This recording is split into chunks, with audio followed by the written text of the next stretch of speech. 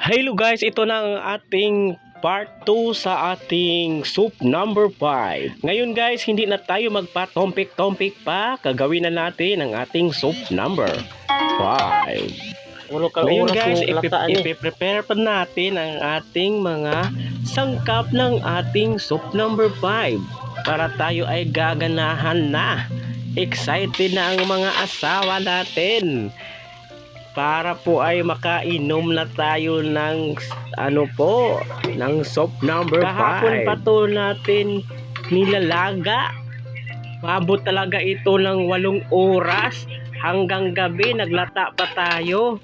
Tapos ngayon, umaga na. Ngayon lulutuin na natin ang ating soup number 5. Sa pagluluto ng soup number 5 ay hindi pala ito madali.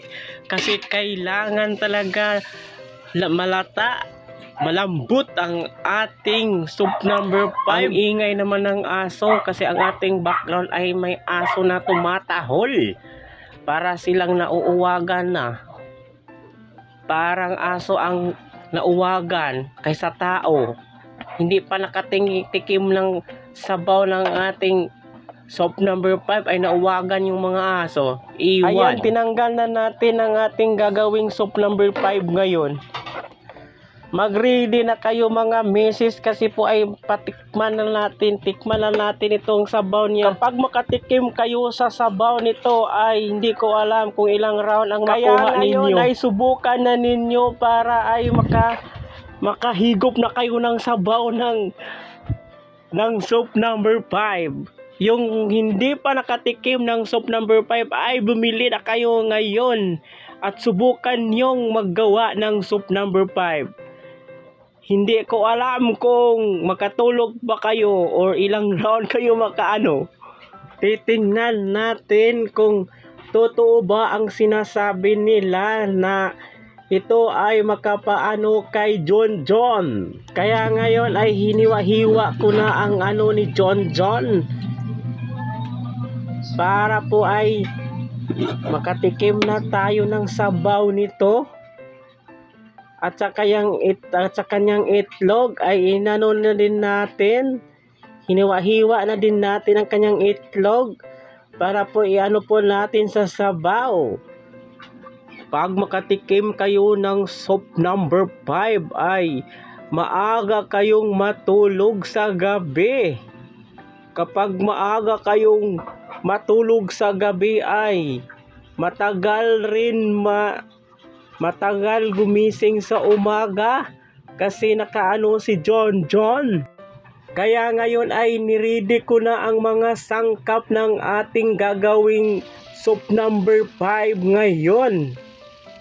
Para po ay paghigop-higop na ta sa sabaw sa ating soup number 5. Ito na talaga ang pinaka-exciting na part. Kasi po magluluto na talaga tayo, kaya guys, keep on watching.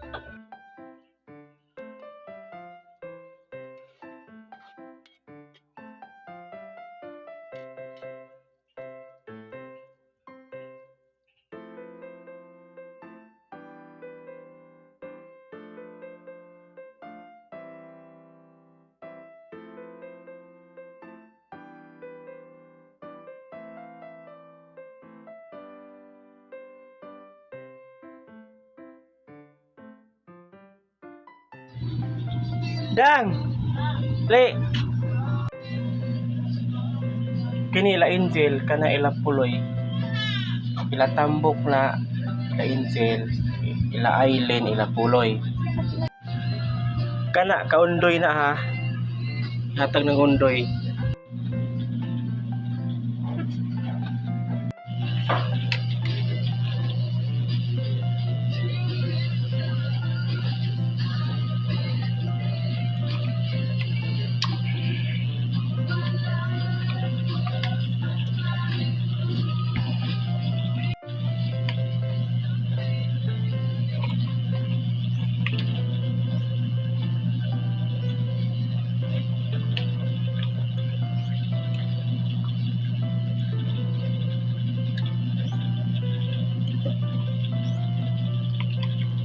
Dang!